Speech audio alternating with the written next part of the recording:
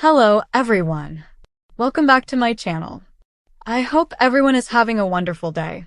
Before starting the video, please subscribe and keep watching for more detailed videos.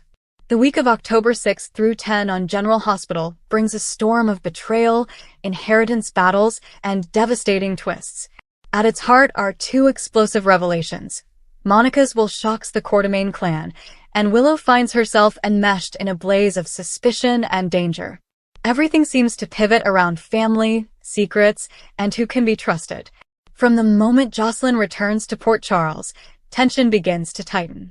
She arrives with a plausible yet fragile cover story about her time in Australia, determined to protect her deeper WSB mission.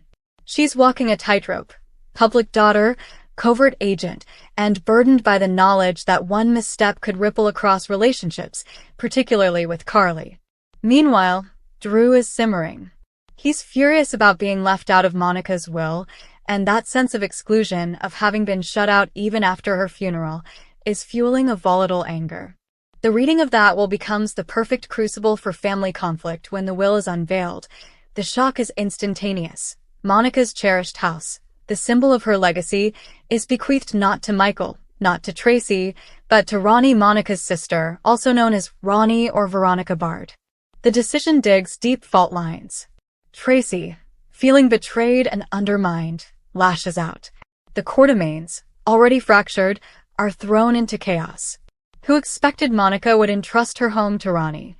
The choice sends ripples through the family, opening old wounds, spurring fresh alliances, and unleashing new schemes. As the dust settles around the will reading, police involvement interrupts the turmoil. Anna and Chase arrive with a search warrant tied to the house. But because Ronnie now holds title, she's in the position to contest their authority. She insists first on reading the warrant herself, and spots a discrepancy that stalls the search.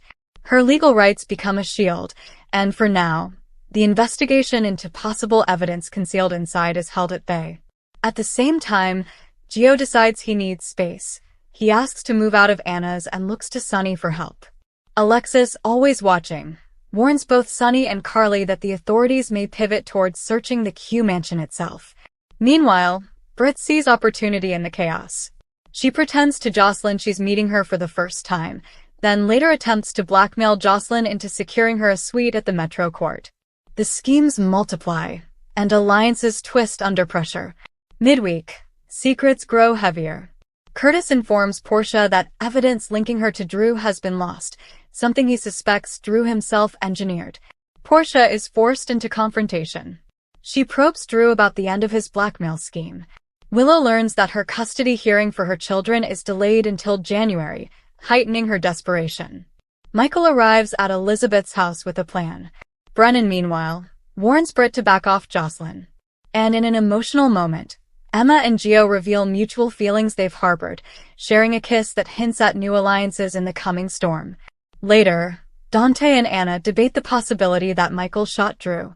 Soon enough, security footage surfaces showing Nina somewhere at the time Willow claimed she was with her. Her alibi crumbles. With that, the walls close in. Michael offers Willow visitation with the kids, under strict supervision by a family therapist, giving her a lifeline even as suspicion tightens like a noose. On October 10th, Anna shows up at Elizabeth's home armed with a warrant and key evidence. Michael's odd behavior earlier, creeping around the house, starts to make sense. It appears he may have planted damning proof against Willow, intending to make everything look airtight. That's the real coup.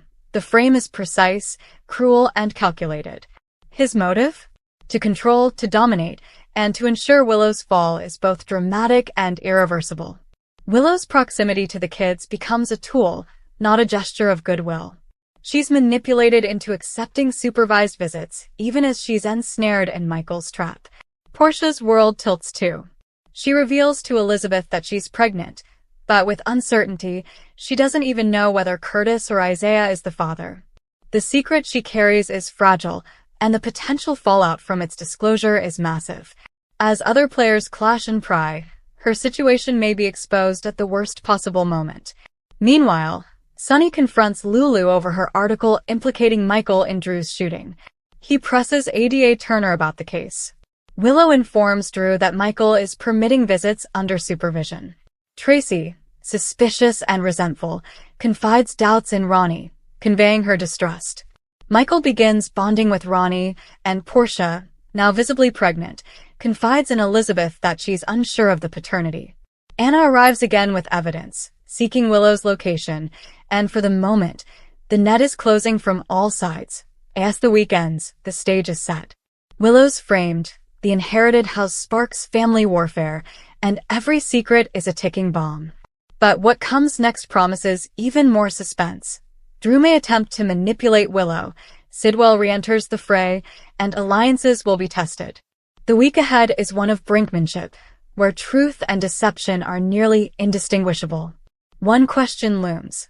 Is Willow truly guilty of shooting Drew, or is she the victim of the darkest betrayal yet? And as Monica's house shifts into new hands, will the Quartermaine legacy fracture beyond repair?